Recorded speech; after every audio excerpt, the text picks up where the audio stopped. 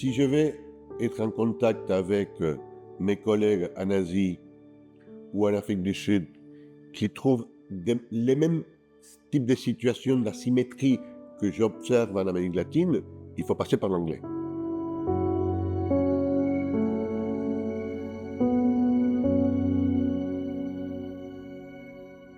Je suis Pablo Kremer, je suis sociologue, chercheur du Conseil national de la recherche scientifique en Argentine, directeur du Centre Sciences, Technologies, Société à l'Université Maimonides à Buenos Aires et professeur de sociologie à l'Université nationale de Quilmes.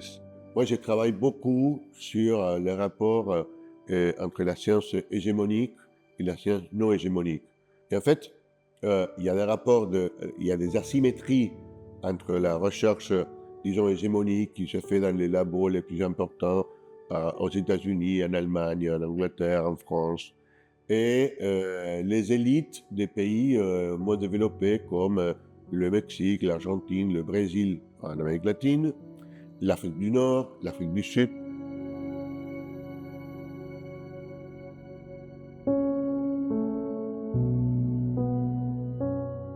Il faut tenir compte qu'on a un système scientifique globalisé, que ce soit à cause des revues où on publie, qui sont des revues globales, que les thèmes de recherche traversent les régions et les contextes nationaux, qu'il y a de plus en plus de fonds, de financement de la recherche qui est transnationaux également.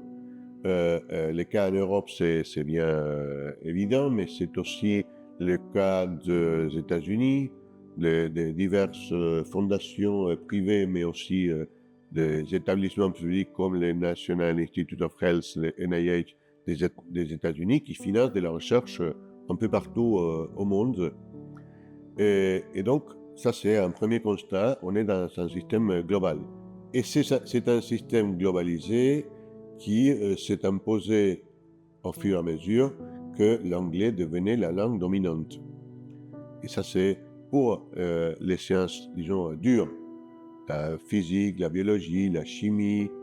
C'est clair que là, il n'y a pas de discussion, c'est l'anglais.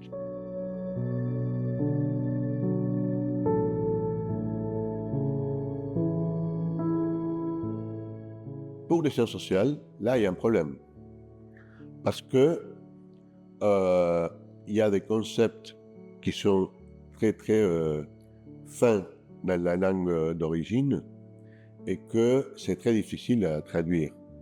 Et donc, on voit qu'il y a toujours une permanence des langues nationales pour les sciences sociales. Mais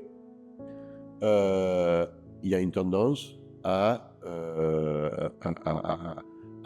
marcher sur deux jambes et appuyer en même temps dans la langue nationale, français, espagnol, portugais, arabe et en anglais. Et ça, on le voit. On voit que ce qu'on peut appeler le leader de chaque discipline, il publie à la fois en français et en anglais, en espagnol et en anglais, en arabe et en anglais, parce qu'en fait, ce sont des publics qui n'accèdent à ces savoirs que en passant par l'anglais. Il y a un sociologue français qui s'appelle Michel Calon qui a dit qu'il y a un point de passage obligatoire. Et en fait, l'anglais devient un point de passage obligatoire. Dans les sciences sociales, il y a aussi des sous-communautés. Pour les économistes, il n'y a aucun doute, ils publient en anglais. Parce que leurs interlocuteurs sont en anglais. Pour d'autres disciplines comme la sociologie, l'anthropologie, l'histoire, je pense qu'on avance avec les deux stratégies. Parce que, en fait, ce sont deux publics différents.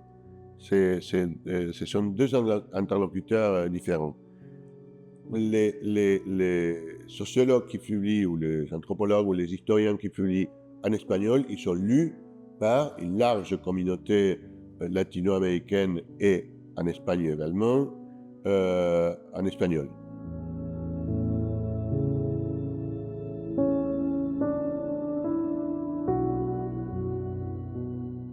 faut dire que quand on publie en anglais, on élargit finalement les interlocuteurs et on peut trouver quand même des régularités qu'on ignorait. Ça m'est arrivé il y a une vingtaine d'années, j'habitais en France et on m'a invité à faire des conférences à Alger et on m'a demandé de parler de l'Amérique latine, qui était mon sujet. Et j'expliquais un peu la situation des sciences, du développement des sciences en Amérique latine. Et j'ai fini la conférence et il y a quelqu'un qui s'est levé et il m'a dit « Est-ce que vous vous moquez de nous ?» Ben non, pas du tout. Pourquoi vous dites ça?